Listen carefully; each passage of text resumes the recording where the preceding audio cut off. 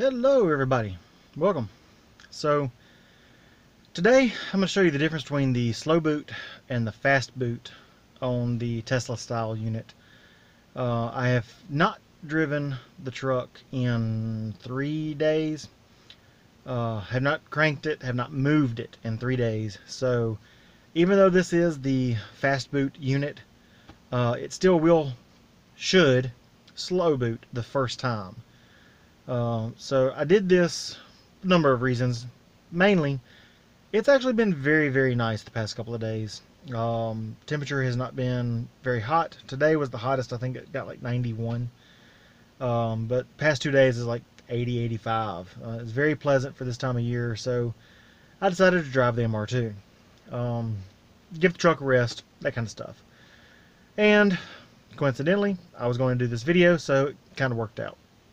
So I'm going to cut it here and go ahead and switch over to the view of the radio itself, and let's see how long it takes to Slowboot first versus Fastboot. Alright, so here we go.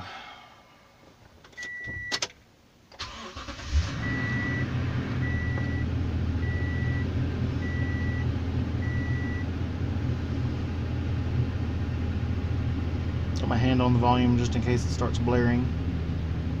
Don't need no copyright strikes.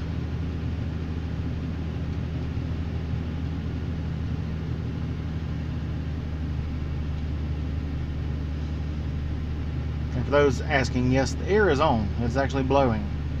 So these units do work even whenever they're booting.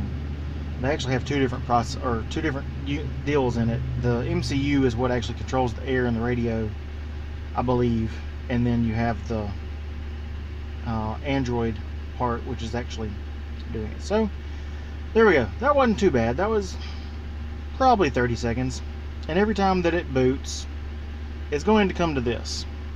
For whatever reason, it does. I have not found a way out around that. So you will have to hit home to go to your home screen. Now it still hasn't got any of my information here, but the air is on. It is blowing. It does feel good. So there you go. Now I'm going to cut the truck off, and we'll compare it to a Fastboot. Key is out. And this will be the same as any time that you Fastboot it. Well, see, I mean, it's almost instantaneous.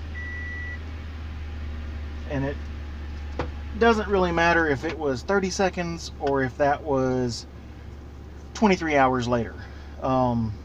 It still should do that Fastboot style boot.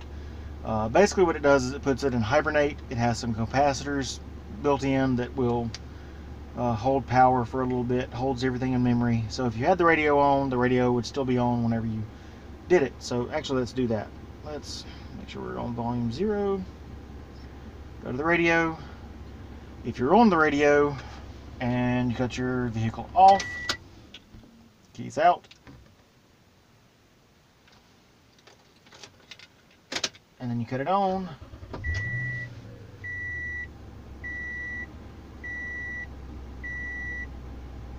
and then within like 5 or 6 seconds you're back up and running, and your radio's on the same station that you left it on and all that. Now granted, if you did go over 24 hours or whatever you have it set to for the Fastboot, it will go back and do a normal boot, and I'll show you where to set that.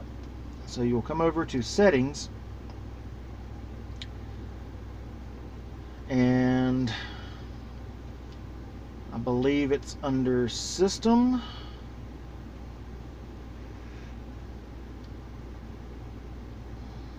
Yep, sleep time.